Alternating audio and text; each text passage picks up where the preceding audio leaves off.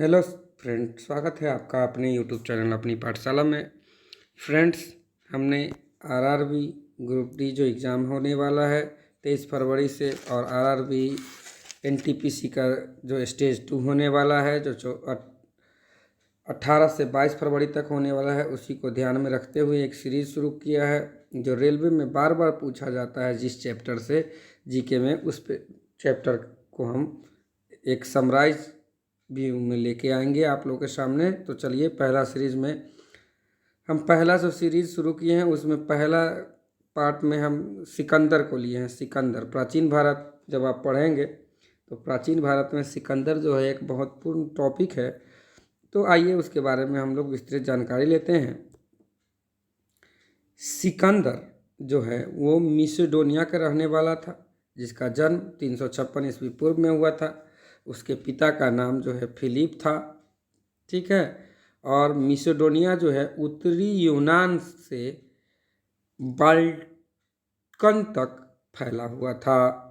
उसके पिता का जो है मृत्यु उसके सुरक्षा गार्ड द्वारा कर दिया गया, मतलब उनके पिता की हत्या जो है उन्हीं के सुरक्षा गार्ड के द्वारा कर दिया गया। जिसके बाद जो है ना नया राजा के बनने का संघर्ष शुरू हुआ, और इस संघर्ष में उन्होंने सिकंदर ने अपने सारी विरोधियों का सफाया कर दिया। और 20 वर्ष की उम्र में, अर्थात यहाँ पर देखिएगा कि 356 ईसा पूर्व से 20 वर्ष घटाएंगे तो 336 ईसा पूर्व में वह जो है सिकंदर गद्दी पर बैठ गए। इसके बाद सिकंदर ने 12 वर्षों तक शासन किया। उन्होंने अपने सैनिक के साथ 20,000 मील की यात्राएं की। तो फिलिप जो है वो मकदूनिया का शासक कब बना, तो उनके पिता जो है मकदूनिया का शासक 359 ईस्वी में बने, और जो है सिकंदर कब बना, 336 ईसा पूर्व में बना। और इनके पिता की हत्या कब, 329 नहीं, कितना, 336 ईसा पूर्व में कर दिया गया। अगला उसके बाद जो है सिकंदर के जो गुरुजी थे उनका नाम था अरस्तु। सिकंदर के गुरुजी का नाम क्या था, अरस्तु था, ठीक है। और जो है सिकंदर भारत विजय का अभियान कब शुरू किया, बार बार पूछता है। तो भारत अभियान का जो है सिकंदर 326 ईसा पूर्व में भारत विजय का अभियान शुरू किया। सिकंदर भारत विजय का अभियान कब शुरू किया, ये बार बार एनटीपीसी और रेलवे ग्रुप डी में पूछा जाता है। तो 326 ईसा पूर्व में। और सिकंदर का सेनापति कौन था, पूछता है, सेल्यूकस निकेटर। यहाँ भी है कि सिकंदर का सेनापति जो है वह सेल्यूकस निकेटर था। सिकंदर को पंजाब के शासक पोरस के साथ युद्ध करना पड़ा जब वो पंजाब आए, और उस युद्ध को हाइड स्पीच युद्ध या वितस्ता का युद्ध के नाम से जाना जाता है। जो पूछता है कि किस नदी पर लड़ा गया था, तो झेलम नदी के किनारे लड़ा गया था। हाइड स्पीच युद्ध किस नदी के किनारे लड़ा गया था, तो झेलम नदी के किनारे लड़ा गया था। और इस युद्ध में सिकंदर का सबसे प्रिय घोड़ा, जिसका नाम था बुकाफेला, वह मारा गया। और सिकंदर की सेना जो है ब्यास नदी के पश्चिमी तट पर पहुंचकर वहां उसको पार करने से इनकार कर दिया। उस समय ब्यास नदी में बाढ़ आई हुई थी, और तो सिकंदर की सेना में पहले से भय व्याप्त हो गया था कि जो इस नदी को पार करेगा वह किसी न किसी रोग से ग्रसित हो जाएगा और उसकी मृत्यु बाद में हो जाएगी। तो और पानी में तेजी देखते हुए जो है ना उसकी सेना जो है ना ब्यास नदी को पार करने से इनकार कर दिया। 3 नदी सिकंदर भारत में आया, तो पूछता है कि भारत में जब सिकंदर आया तो किस नदी को क्रॉस करके आया, तो जो है सिंधु नदी को ऊंद नामक जगह पे पार किया। फिर आया तो वो झेलम नदी के किनारे हाइट स्पीच युद्ध लड़ा, और सबसे लास्ट में वो जाते समय ब्यास नदी को पार करने से उसकी सेना इनकार कर गई। 3 नदी कौन कौन, सिंधु, झेलम और ब्यास।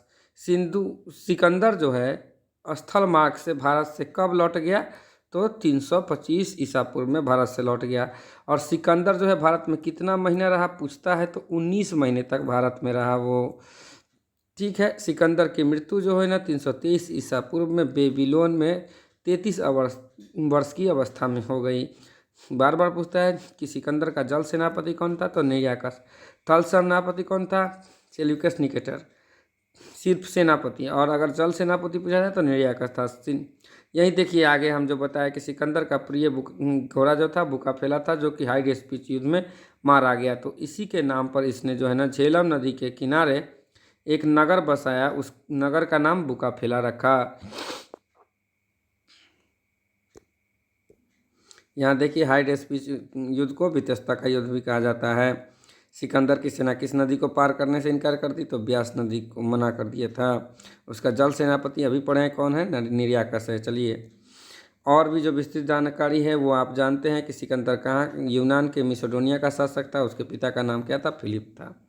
सिकंदर में सिकंदर का जो सबसे बड़ा सपना था वो विश्व विजय की महत्वाकांक्षा थी, जिसको लेकर के वो भारत आया था। लेकिन वो भारत से जो है ना इस महत्वाकांक्षाओं पे भारत के शासकों ने उस समय जो है ना इसके महत्वाकांक्षाओं पे पानी फेर दिया।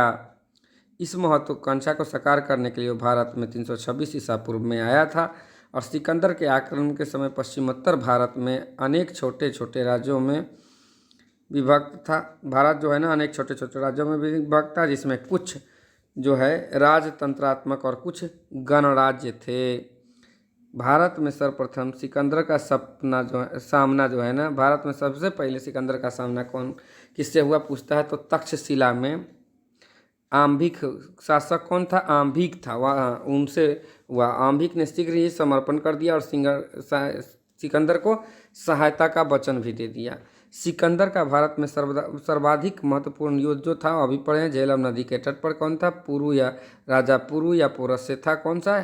वितस्ता या हाइड स्पीच युद्ध कहते हैं। इस युद्ध को हाइड स्पीच के रूप में भी जाना जाता है, हम कर लिए हैं इसको। इस युद्ध में पोरस की क्या हुई थी? बार बार पूछता हाइड स्पीच युद्ध में किसकी जीत हुई थी? तो सिकंदर जीत गए थे, राजा पोरस की हार हुई थी। लेकिन सिकंदर जो है वो पोरस की बहादुरी को देख करके उनका सारा राज्य जो है ना वापस कर दिया। राजा पोरस की बहादुरी को देखते हुए सिकंदर जो है सारा राज्य वापस कर दिया। सिकंदर स्थल मार्ग से 325 ईस्वी पूर्व में भारत से लौट रहा था, तो 323 ईस्वी में बेबीलोन में उसकी हत्या हो गई थी। ये भी हम लोग एक बार और पढ़ चुके हैं।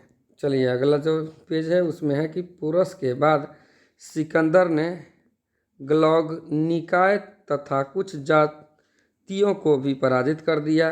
सिकंदर ने भारत में 2 नगर की स्थापना की। एक तो उसका जो प्रिय घोड़ा था बुकाफेला, उसके नाम पर एक बुकाफेला झेलम नदी के किनारे बनाया। और एक जो है वो दूसरा कौन बनाया? पहला नगर निकैया था जो विजय नगर के नाम से जाना जाता है, विजय प्राप्त होने पर बनाया। दूसरा जो बनाया प्रिय घोड़ा के नाम पर बुकाफेला रखा गया।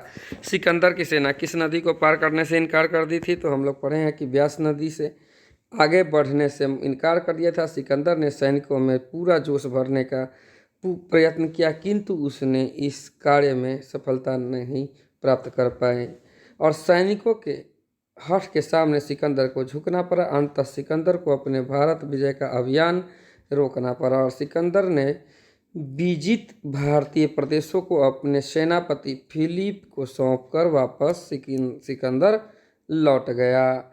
और सिकंदर भारत में हम भी पहले भी बताए हैं, फिर भी जान लीजिए कि कितना दिन भारत में रहा? तो 19 महीने तक भारत में रहा। कहा जाता है कि सिकंदर के लगातार जो है युद्ध हो, घर परिवार की याद और भारत की गर्म जलवायु आदि ने उनके सेनाओं के हौसले पस्त कर दिए। सिकंदर बहुत दिन पहले निकला था तो लगातार युद्ध ही करता जा रहा था और जो सैनिक थे उन लोगों को घर परिवार की याद सदा रही थी तथा भारत में जो है ना जलवायु गर्म है, इन सब को देखते हुए उनकी सेना के हौसले पस्त हो गए थे। सिकंदर भारत की शक्तिशाली मगध राज्य पर आक्रमण करना चाहता था, लेकिन जब उसकी सेना ने मगध के विशाल सेना के बारे में सुना, विशाल सेना थी नहीं लेकिन उसमें भ्रम फैला दिया गया था कि विशाल सेना है और वह सुन करके घबरा गया। सिकंदर के भारत पर आक्रमण के समय मगध एक शक्तिशाली राज्य था जिस पर धनानंद नामक राजा शासन था। मगध का राजा उस समय कौन था? धनानंद था और धनानंद की सेना में लगभग 6 लाख सैनिक थे। तो हम जो यहाँ बोले हैं कि विशाल सेना नहीं थी सिकंदर के सामने जो है ना, सिकंदर इसलिए घबरा गया कि जो मगध के राजा थे धनानंद, उनकी विशाल सेना थी जिसमें कि 6 लाख सैनिक थे। इसी कारण से उनके सैनिकों में भय व्याप्त हो गया कि जो मगध है, मगध में विशाल सेना है, वहाँ पराजित हो जाएंगे और वो लंबे समय से घर से बाहर थे, घर परिवार की याद सता रही थी, बहुत समय से युद्ध भी कर रहे थे और भारत की गर्म जलवायु थी। इन सब कारणों से उनकी सेना जो है ना ब्यास नदी को पार करने से इनकार कर गई और मजबूरन जो है ना भारत में 19 महीना रहने के बाद सिकंदर को स्थल मार्ग से 325 ईसा पूर्व में लौटना पड़ा और इसी लौटने के क्रम में 323 ईस्वी पूर्व में बेबीलोन में उनकी मृत्यु हो गई। तो आपको मेरा ये वीडियो अगर पसंद आया हो तो वीडियो को लाइक करें, ज़्यादा से ज़्यादा लोगों को शेयर करें। जो लोग भी किसी भी वनडे एग्जामिनेशन की तैयारी करते हैं यह उनके लिए काफ़ी महत्वपूर्ण है, तो ज़्यादा से ज़्यादा लोगों को शेयर करें, चैनल को सब्सक्राइब करें, वीडियो को लाइक करें। धन्यवाद।